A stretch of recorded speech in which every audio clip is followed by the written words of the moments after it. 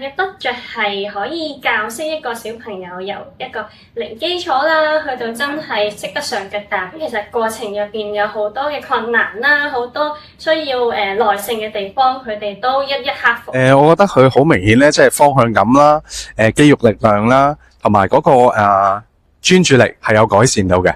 咁即係例如直行啊、飛行嘅時候咧，佢以前踩嘅三輪車咧做唔到呢個效果。咁而家佢上完呢個班咧，佢而家係可以圍住公園咧，係咁踩幾個圈，仲叫我哋係咁跑俾佢追啊！所以呢個係好明顯嘅分別嚟。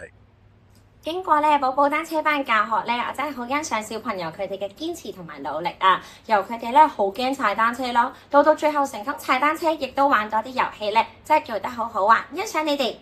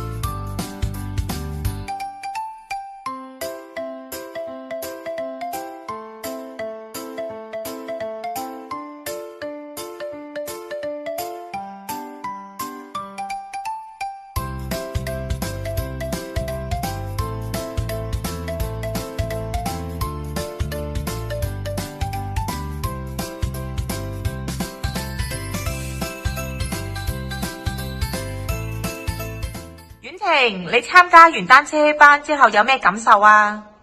好開心，因為我可以學識咗踩單車。開心嘅感受，因為好正。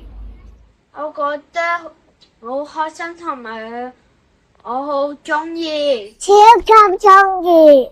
嗱，我會做得到。